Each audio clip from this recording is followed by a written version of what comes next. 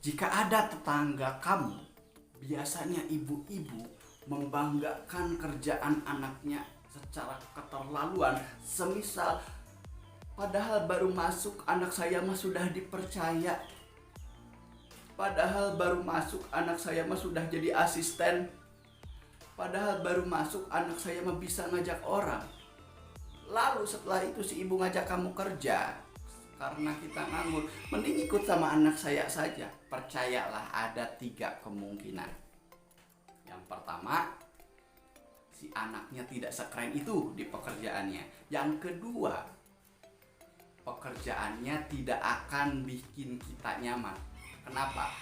Yaitu kenapa ngajak kita kerja, supaya ada teman yang tidak nyaman.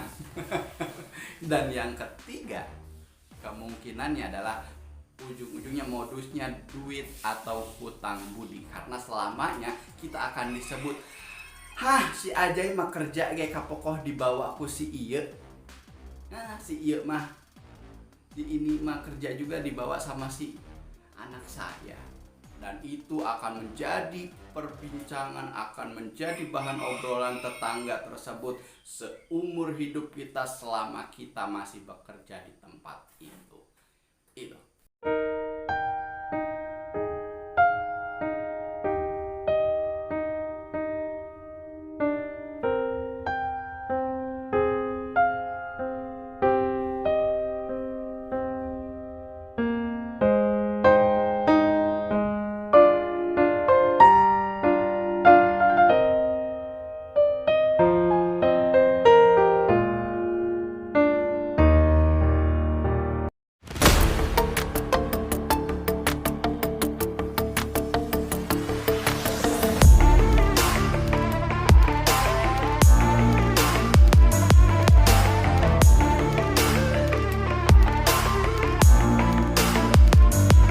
Oke teman-teman, sobat-sobat nganggur dimanapun Anda berada, kalau teman-teman baru menemukan channel ini dan merasa bahwa kita senasib sepenanggungan, senasib seperjuangan, sama-sama nganggur, sama-sama tidak dianggap, sama-sama dianggap sebelah mata, kita tunjukkan bahwa kita punya solidaritas para pengangguran, dan bahkan mungkin kita bisa membentuk partai pengangguran Indonesia. Lalu kita nganggurkan negeri ini. Keren kan? Ya, teman-teman, kalau baru menemukan channel ini silahkan di subscribe, silahkan di like, ataupun di komen di channel ini. Karena dalam cerita pengangguran negeri sipil ini saya akan bercerita seputar apapun yang pernah saya alami ataupun yang ingin saya bagikan. Dan kali ini saya akan membagikan tentang biasanya selepas lebaran kita sibuk. Walaupun nganggur kita sibuk nyari pekerjaan. Pekerjaannya apa? Pekerjaannya nyari pekerjaan. Begitu. Ketika selepas lebaran kita sibuk cari kerja. Dan kemarin kita sudah tahu mencari kerja harus efektif dan efisien. Berikutnya misalkan ya, setelah cari kerja terus juga mengirim lamaran, baik itu via email ataupun lamaran langsung, biasanya ada panggilan interview. Nah, panggilan interview ini bisa via telepon, via email, ataupun sekarang ini WhatsApp. Ya. Nah, kalau via telepon, misal ada telepon nih, kita angkat. Pertama yang harus kita lakukan adalah dengarkan baik-baik informasinya. Jangan sampai kita memotong pembicaraan si penelpon. Jadi dengarkan, biasanya pengumumannya ataupun informasinya itu akan mencakup apa yang kita pakai ketika interview tersebut, dan yang paling penting waktu dan di mana tempatnya. Nah, ketika disebutkan misalkan kita harus menggunakan hitam putih, terus juga jam 8, tetapi tidak disebutkan di mananya misalkan, berarti itu ada beberapa kemungkinan. Yang pertama, mungkin itu secara otomatis kita harus datang ke tempat ataupun ke alamat yang kita kirimi lamaran, begitu.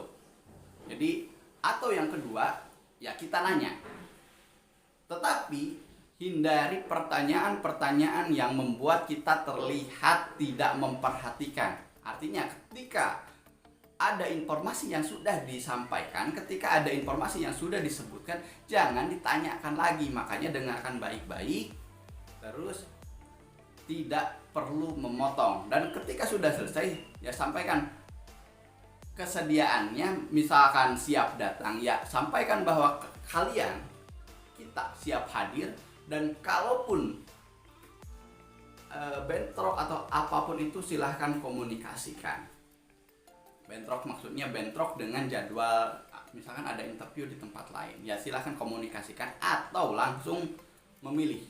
Ketika kita sudah yakin misalkan mending yang di sana, ya udah sampaikan saja mohon maaf tidak bisa hadir, begitu, supaya jelas kehadiran kita, begitu.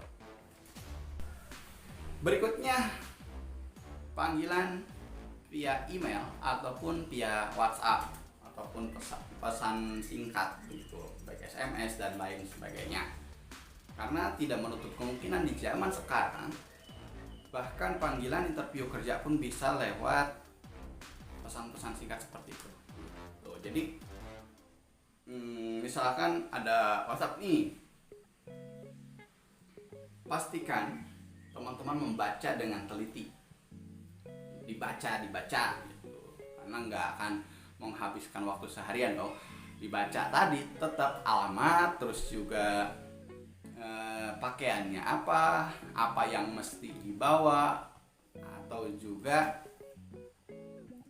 jam berapa waktunya gitu. Jadi itu yang penting, waktunya. Nah, jangan membalas atau sekali-kali menjawab dengan hal-hal yang nggak nyambung, tidak pada konteksnya, atau pertanyaan-pertanyaan bodoh gitu. Misalkan di sana tidak dituliskan alamat, ya berarti itu atau gini, misalkan saya pernah menemukan itu ya, karena saya juga pernah di bagian rekrutmen. Saya pernah menemukan begini, ketika saya kirim WhatsApp terus ada balasan, Pak alamatnya di mana? Begitu. Padahal di situ sudah jelas disuruh datang ke misalkan PT Anu gitu, atau perusahaan Anu gitu kan. Itu udah jelas. Berarti ini kemungkinannya dia bukan pencari kerja yang efektif dan efisien. Dia tidak pernah cari tahu dulu profil pekerjaan kita, hanya langsung sebar saja. Harusnya dia sudah tahu alamatnya ketika mulai menulis lamaran itu. Nah,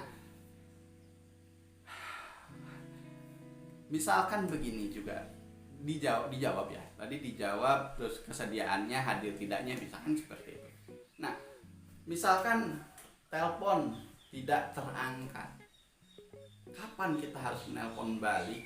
Pertama kita menunggu dulu, barangkali ada telepon kedua ataupun ketiga gitu kan. Misalkan ditelepon jam 10 pagi, kita tunggulah sampai jam 1, jam 2. Kalau misalkan belum ada, kita boleh menelpon balik, tapi kita harus tahu waktu. Jangan mepet jam pulang, atau sebaiknya ketika sesaat setelah istirahat. jangan pas istirahatnya. Jadi setelah masuk baru boleh ditelepon. Jangan di rentang antara jam-jam sibuk. Misalkan di pagi-pagi sudah kita telepon, kemarinnya nggak keangkat, terus pagi-paginya nelpon.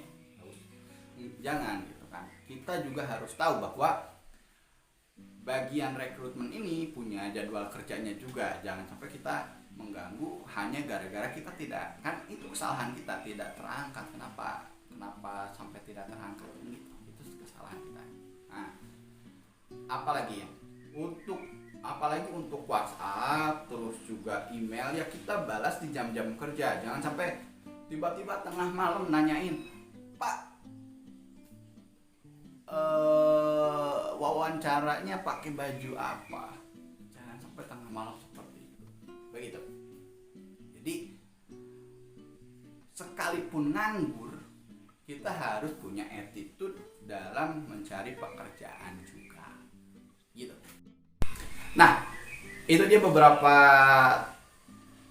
tips, beberapa pengalaman yang saya bagikan pada kesempatan kali ini. Begitu ketika mendapat panggilan kerja, ketika mendapat panggilan interview kerja, itu yang harus disikapi. Dan sekali lagi, sekalipun kita menganggur, tetapi attitude kita harus tetap bisa kita jaga ketika kita melamar pekerjaan.